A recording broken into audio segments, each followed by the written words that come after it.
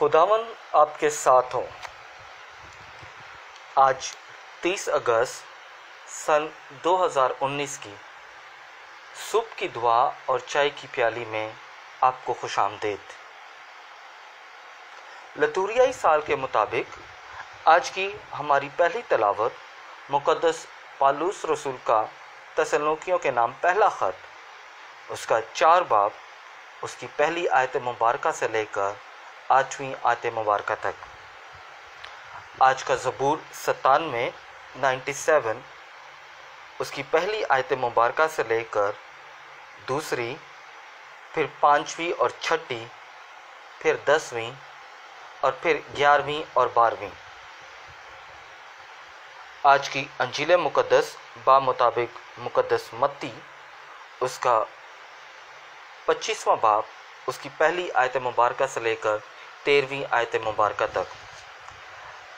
आज की अंजील मुक़द्दस में जो हम तमसील खुदावंद यीशु मसीह पेश कर रहे हैं वो है 10 कवारियों की तमसील। और ये तमसील जो है मैं उम्मीद करता हूँ कि ये आपको मुँह ज़बानी भी याद होगी, क्योंकि ये इतनी फेमस है, इसके ऊपर हम इतना बोल चुके हैं कि यानी ये आम सी तमसील है।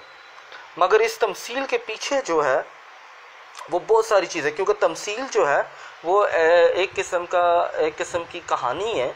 यानी मैं किसी दिन इस पे तफसील से बात करूँगा कि तमसील जो है वो बेसिकली होती क्या है। मगर यहाँ पर यानी वो खुदावंद यीशु मसीह है जो तशबीह देते हैं चीज़ से। अब यहाँ पर जो चीज़ें हैं वो आसमान की बादशाही, 10 कवारियाँ और यानी दाखिल होने की है। तो यहाँ पर जो सबसे बड़ी चीज़ है वो ये है कि यानी खुदावन की बादशाही जो है वो सबके लिए खुली हुई है, वो सबके लिए खुली हुई है। मगर उसमें जो लोग दाखिल हो रहे हैं वो जो हैं वो अपनी मर्ज़ी से दाखिल होते हैं, मगर वो अपने अमाल साथ लेकर आते हैं। साथ किस लिए लेकर आते हैं? क्योंकि जो अमाल होते हैं वो खुदावन जो है वो हमसे क्या चाहता है, जो खुदावन हमसे चाहता है वो हम लेकर आते हैं। इस पे हम थोड़ा तफसील से बात करेंगे। उसके बाद क्या है, तेल जो है उस पे बात करेंगे। ख़ास तौर पे आज मैं तेल के हवाले से यानी बाइबल मुक़द्दस में तेल के क्या मायने हैं उसके हवाले से बात करूँगा। और फिर उसके अलावा जो है रोशनी रोशनी क्या है। तो लिहाजा तेल के बड़े मायनियों को यानी थोड़ा मुफस्सल तौर पर देखते हैं। तेल के जो मायने हैं बाइबल मुक़द्दस में, ये अगर आप खरूज की किताब उसका 19वां बाब, उसकी 7वीं आयत को पढ़ें तो 7वीं आयत में आपको तेल का जो मकसद है वो समझ लग जाएगा कि तेल जो है वो मसा करने के लिए लगाया जाता है। यानी किसी को मसा करना हो तो उसके लिए लगाया जाता है। इसके अलावा 2 सैमुएल उसका 14 बाब और उसकी दूसरी आयत में भी हम पढ़ सकते हैं कि तेल जो है वो मसा के लिए इस्तेमाल किया जाता है। फिर खुदावंद यीशु मसीह, अगर आप अंजील मुक़द्दस मुताबिक मुक़द्दस लूका उसका 7 बाब और उसकी 46वीं आयत को देखें तो वहाँ पर भी क्या है कि खुदावंद यीशु मसीह गिला कर रहे हैं फरीसियों से कि तूने मेरे सर पर तेल नहीं मला। यानी तेल जो है मसा करने की खुशामदीद कहने की निशानी है। जब खुदावन जो है अपने नबियों को मसा करता है तो मसा करने का मतलब ये है कि मैंने तुम्हें चुन लिया है, मैंने तुम्हें खुशामदीद कहा है, आओ और अब मेरे नाम की मनादी करो। You are invited to proclaim on my behalf, you are invited to proclaim for my kingdom. यानी जब आप मसा कर दिए जाते हैं बपतिस्मा में तो खुदावन जो है वो आपको ज़िम्मेदारी सौंपता है, नबूवत की ज़िम्मेदारी। फिर तेल जो है इसे हम पुराने अहदनामे में अहद अतीक में अगर देखें तो ये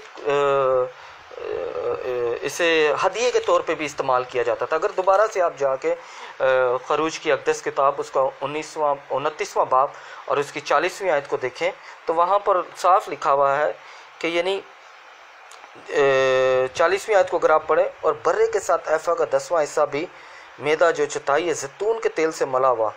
यानी तेल के साथ, यानी तेल जो है वो उसका मकसद जो था वो कुर्बानी के लिए भी इस्तेमाल होता था। फिर इसके अलावा जो था ख़ास तौर पे जो तेल था, ख़ास तौर पे जो तेल है वो इस्तेमाल किया जाता था किस लिए? गुनाह की कुर्बानी के लिए। अगर आप मेरे साथ अहबार की अक़दस किताब को खोलें, अहबार की अक़दस किताब उसका 5वां बाब और उसकी 11वीं आयत, वहाँ पर साफ लिखा हुआ है कि जो तेल है वो गुनाह की कुर्बानी, यानी जब गुनाह की कुर्बानी चढ़ाई जाती थी तो उसमें तेल इस्तेमाल किया जाता था। क्या लिखा हुआ है 5वीं आयत में, इसलिए जब वो उनमें से किसी ख़ता में मुब्तला हो तो गुनाह उसने किया है वो इसका इकरार करें, और इस ख़ता के लिए जो उसने की है खुदा के वास्ते ख़ता की कुर्बानी के लिए भेड़ों या बकरियों में से एक मादा ले, तब काहिन उसकी ख़ता का कफ़ारा देगा। तेल इस्तेमाल किया जाएगा यानी गुनाह को मिटाने के लिए। फिर इसके अलावा मेडिसिन के तौर पे भी तेल को जो है वो इस्तेमाल किया जाता था। अगर आप इशाया उसका पहला बाब और उसकी 6ठी आयत पढ़ें तो तेल जो है वो दवाई के तौर पे भी इस्तेमाल किया जाता है। फिर अंजील मुक़द्दस बा मुताबिक मुक़द्दस लूका उसका 10 बाब और उसकी 34वीं आयत, उसमें भी तेल के बारे में हमें पता चलता है। फिर चिराग को रोशन करने के लिए, ये नॉर्मल है, यानी हमारे आज भी इस्तेमाल किया जाता है। खरूज की अक़दस किताब उसका 25वां बाब और उसकी 6ठी आयत। फिर इसके अलावा अंजील मुक़द्दस यानी आज जो हमारी आज की अंजील मुक़द्दस है, मुक़द्दस मत्ती उसका 25वां बाब और उसकी 3री आयत। फिर इसके अलावा जो था बनी इसराइल में जो तेल था वो ज़रात यानी ज़रात से मतलब ज़र मुबादला का एक ज़रिया था, जिसका हवाला जो है वो आप तस्निया शरह की अक़दस किताब उसका 32वां बाब और उसकी 13वीं आयत में पढ़ सकते हैं। अब इसके अलावा तेल जो है वो खुशी की अलामत भी समझा जाता है। अगर आप साम 92 और उसकी 10वीं आयत पढ़ें, ये खुशी की अलामत है। फिर 23 ज़बूर हमें मुँह ज़बानी याद है, 23 ज़बूर में भी हम पढ़ते हैं कि मेरे सर पर तेल मलता है, यानी खुशी की अलामत है। इन सारे मानियों को देखने के बाद जब हम अपनी आज की तमसील के पास जाते हैं, वापस तमसील पे जाते हैं, तो तेल का बाइबली मतलब क्या है। ख़ास तौर पे आज की अंजील मुक़द्दस में तेल जो है, यहाँ पर जो तमसील में खुदा यीशु मसीह बता रहे हैं कि जो 5 अक्लमंद थी और 5 यानी जो कम अकल थी, वो जो है वो तेल साथ नहीं लेकर आई, जो कम अकल थी और जो तेल। अब तेल यहाँ पर है क्या, यहाँ पर तमसील के अंदर जो तेल खुदा यीशु मसीह तशबीह दे रहे हैं वो डिवाइन प्रोविडेंस है, यानी खुदा का फ़ज़ल। हम सब जो है वो खुदा के फ़ज़ल के साथ पैदा किए गए हैं, सब खुदा की रूह के साथ हम खुदा ने हमें रूह अनायत की है। जब खुदा ने हमें रूह अनायत की है तो खुदा चाहता है कि हम उस रूह के मुताबिक अपनी ज़िंदगी को गुजारें, और जब हम उस रूह के मुताबिक अपनी ज़िंदगी को गुजारेंगे तो हमारी ज़िंदगी में मौजज़ात होंगे, हमारी ज़िंदगी में काम होगा, हमारी ज़िंदगी में खुदावन जो है वो अपना जलाल ज़ाहिर करेगा। मगर जब हम इस जो खुदावन का फ़ज़ल है उसे इस्तेमाल नहीं करते, जब हम उसे एक साइड पर रख देते हैं, जब हम उससे किनारा करते हैं, तो फिर क्या होता है, जो खुदा का फ़ज़ल होता है जिसको खुदा यीशु मसीह तेल से तशबीह दे रहे हैं, वो आस्ता आस्ता सूखना शुरू कर देता है। क्योंकि जब जिस चीज़ के हम इस्तेमाल नहीं करते वो चीज़ क्या होता है, उसके जंग लग जाता है या उसको क्या होता है वो ख़त्म होना शुरू हो जाती है। इसी तरह जो नबूवत की जो हम में खुदा ने बीज बोया होता है, वो नबूवत का बीज जो है वो हम में अगर जड़ नहीं पकड़ता तो क्या होता है, शैतान आता है। मुक़द्दस लूका की तमसील में यानी बीज बोने वाले की तमसील में क्या होता है, शैतान आता है और उसे ले जाता है। इसी तरह जो है खुदावंद यीशु मसीह बताते हैं कि यानी जो 5 कवारियाँ थी जो अक्लमंद थी, उन्होंने खुदा के फ़ज़ल को महसूस किया और उसके मुताबिक अपनी ज़िंदगी गुजारी। मगर जो दूसरे 5 बेअक्ल थी, उन्होंने क्या किया, उन्होंने खुदा के फ़ज़ल को इस्तेमाल नहीं किया। किस तरह इस्तेमाल नहीं किया, क्योंकि उन्होंने वही जितना फ़ज़ल उन्हें दिया गया था उसी के लेके अंदर दाखिल हो गई कि जी हमारे लिए इतना काफ़ी है। क्या हमारे जो बहन भाई हैं आज ख़ास तौर पे वो खुदा के फ़ज़ल को महसूस करते हैं? खुदा का फ़ज़ल जो है वो हमें सीधी राह की तरफ लेके जाता है। और इस तेल को यानी जो खुदावन यीशु मसीह इस तेल की बात कर रहे हैं, उस तेल के लिए हमें ज़रूरत किस चीज़ की है।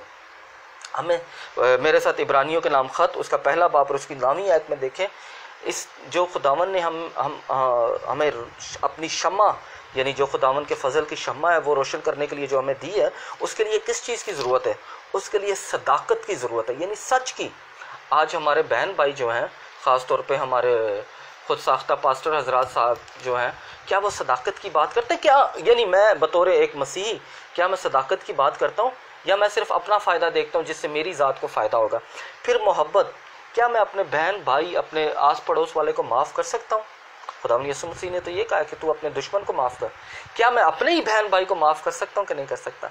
तो ये फिर शरारत से नफ़रत, यानी अगर मुझे किसी की कोई कमी, कोई कमज़ोरी पता चल गई है तो क्या मैं शरारत से बाज़ आ सकता हूँ? या मैं, आजकल तो मोबाइल का दौर है, आपको किसी के पास जाने की ज़रूरत नहीं है, फ़ोन किया, उठाया और आपने फ़ोन कर दिया, क्या मैं शरारत से बाज़ आ सकता? यानी ये सदाकत। फिर क्या होगा यहाँ पर, क्या, इसलिए खुदा तेरे खुदा ने शादमानी के तेल से तुझे तेरे हम दस्तों की निस्बत ज़्यादा मसा किया। जब हम खुदा का फजल जो हमारे अंदर है, जो खुदा की नेमत हमारे अंदर, जो खुदा ने हमें बपतिस्मा की कुदरत में हमारे अंदर, जो खुदावंद यीशु मसीह बताते हैं कि जो तेल जिससे उसने हमें मसा किया है, क्या वो जो तेल है, क्या वो सूख पाएगा? इस तेल को रोशन रखने के लिए, इस तेल की ताज़गी को बरकरार रखने के लिए, इस तेल को इस्तेमाल करते हुए जो खुदावन ने हमें मुहैया किया है, इसकी शमा रोशन करने के लिए फिर क्या होगा? जब खुदावन का तेल जो है, यानी फजल जो है, हमारी ज़िंदगियों में काम करेगा, तो फिर क्या होगा? फिर क्या होगा कि हमारा जो खुदा का कलाम है, जो खुदा का कलाम है हमारे लिए, वो हमारे लिए चिराग हो जाएगा। और ये चिराग कैसे होगा, किस तरह होगा? वो हमारी राह में रोशनी पैदा करेगा। आए ज़बूर नवीस के साथ देखते हैं, ज़बूर 119। खुदा का कलाम बड़ा वाज़ेह है कि जब हम खुदा के फजल के साथ चलेंगे तो हमारी राहें जो हैं वो रोशन हो जाएंगी। और रोशन हो जाएंगी, कैसे रोशन हो जाएंगी? मेरे साथ ज़बूर 119 और उसकी 105वीं आयत पढ़ें, जहाँ पर कुछ यूँ लिखा हुआ है, तेरा कलाम मेरे कदमों के लिए चिराग है और मेरी राह के लिए रोशनी है। क्योंकि जब खुदा का फजल हम में होगा तो हम खुदा पे भरोसा करेंगे, खुदा के अहकामात के मुताबिक ज़िंदगी गुजारेंगे, खुदा के बताए हुए रास्ते पे चलेंगे। और जब खुदा का फजल नहीं होगा तो हम क्या करेंगे? अच्छा, ये मैं कर लूँगा, मैं ये भी कर सकता हूँ, मैं वो भी कर सकता हूँ। हम में खुद गर्जी पैदा हो जाएगी, तकब्बुर आ जाएगा, हम खुदा से दूर होते जाएंगे। जब हम में हलीमी होगी, जब हम में खुदा का फजल होगा, जो खुदा ने हमें मसा किया, जिस तेल से हमें मसा किया, जब हमारे में हलीमी होगी तो हम क्या करेंगे? हम कहेंगे कि मैं खुदा के फजल से कर सकता हूँ। खुदा का बंदा मुकद्दस पौलुस रसूल क्या कहते हैं कि तेरा फजल ही मेरे लिए काफ़ी है। तो ये कहते हैं कि यानी तेरा फजल ही मेरे लिए काफ़ी है, क्योंकि जिस तेल से तूने मुझे मसा किया, उस तेल की बनिस्बत से मैं आगे जा सकता हूँ। इसलिए खुदावंद का कलाम जो है वो हमें दावत देता है कि हम अपना जो खुदा ने हमें मसा किया, जिस तेल से, फजल की नेमत से। क्योंकि बपतिस्मा में जो एक निशान इस्तेमाल किया जाता है, जब बच्चे को बपतिस्मा दिया जाता है और बड़े को बपतिस्मा दिया जाता है, तो सिर्फ पानी में नहीं डुबोया जाता, नहीं, उसे तेल से मसा किया जाता है। क्योंकि तेल से मसा करने का मतलब ये होता है कि इसे खुदा के फजल से मामूर किया गया है। तो लिहाजा जो खुदा का फजल, जिस खुदा के फजल से हम मामूर हैं, उस फजल के लिए गवाही दें, उस फजल के लिए आगे बढ़े, उस फजल के लिए अपने खुदावंद यीशु मसीह के साथ चलें, उस फजल के लिए अपने आप को खुदावंद के हुजूर पेश करें। क्योंकि खुदावंद चाहता है कि हम ज़्यादा से ज़्यादा उसके कलाम को पढ़ें। और जब कलाम को पढ़ें तो किस तरह पढ़ें? आज मुकद्दस पौलुस रसूल का ख़त, पहला ख़त तसलोनिकियों के नाम, उसका 2 बाब और उसकी 13वीं आयत, क्या लिखा हुआ है वहाँ पर कि जब खुदा का कलाम जिसे हम सुनाते हैं तुम्हें मिले तो तुमने उसे आदमियों का कलाम नहीं बल्कि जैसा दर हकीकत है खुदा का कलाम जानकर कबूल किया, और वो तुम में जो ईमान लाए तासीर भी कर रहा है। क्योंकि तासीर उस वक्त करेगा जब खुदा का फजल जो है हम उसको इजाज़त देंगे अपनी रूह के अंदर। और जब इजाज़त खुदा के रूह को मिलेगी तो हमारी ज़िंदगी में मौजज़ात होंगी। आखिरी जो आज की जो पहली तलावत थी, उसमें खुदा का बंदा क्या कह रहा है? खुदा का बंदा कह रहा है, मुकद्दस पौलुस रसूल कह रहा है कि किस तरह हम अपने, जो खुदावन ने जिस तेल से हमें मसा किया है, उस तेल की रोशनी जो है दूसरों तक लेके जाएं और अपने आप को पाक रखें। किस वजह से? क्योंकि खुदा का बंदा पहला तसलोनिकियों 4 बाब और उसकी 3री आयत में क्या कह रहा है?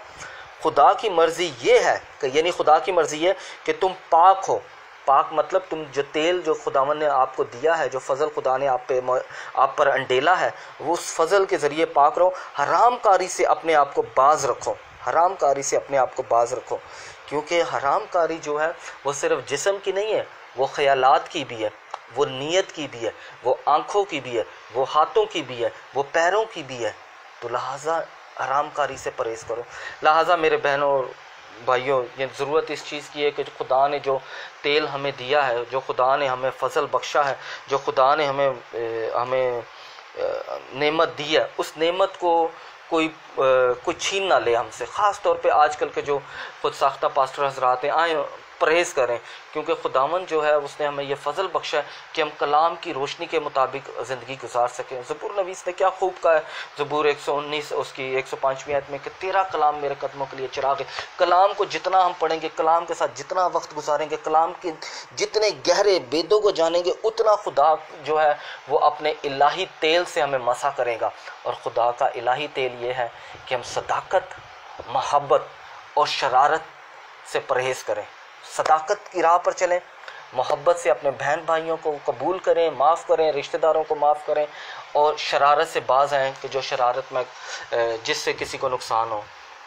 इसके अलावा शुक्रगुजारी के लिए आज की दुआ करेंगे। हमारी बहन श्रीलंका से, उन्होंने शुक्रगुजारी के लिए हमें कहा है, उनका खुदा ने मेडिकल जो था वो उसकी कॉल उन्हें आ गई है कि प्यारा खुदावन उनके तमाम काम में, उनके तमाम चीज़ों में उनके साथ हो। इसके अलावा जितने भी लोग हमें दुआ के लिए कहते हैं, ख़ास तौर पर क्वेटा से हमारी बहन है, उन्होंने दुआ के लिए कहा है। इसके अलावा कराची से हमारी एक बहन है, उन्होंने दुआ के लिए ख़ास तौर पर कहा है। पेशावर से हैं, फिर सऊदी अरब से है, यूनान से हैं, कनाडा से हैं, और इसके अलावा हमारे अपने वतन पाकिस्तान से बहुत सारे लोग हैं जो हमें दुआ के लिए कह रहे हैं। प्यारा खुदावन हर एक को जो फ़ज़ल खुदा ने हमें दिया है, उस फ़ज़ल को आगे लेके जाए, उस फ़ज़ल को ज़्यादा से ज़्यादा इस्तेमाल करें, और उस फ़ज़ल की बदौलत जो शम्मा हम में रोशन होगी, उस फ़ज़ल से हम खुदा की बादशाही में दाखिल हों। आए खुदावन से दुआ करें कि खुदावन हमें अपनी बादशाही में दाखिल होने का फ़ज़ल अता करे, ताकि हम उसके नाम की गवाही के लिए अपने आप को पेश कर सकें। खुदावन आपको और आपके घराने को अपनी बरक़ात से माला माल करे, बाप और बेटे और रूह कुदस के नाम से, आमीन।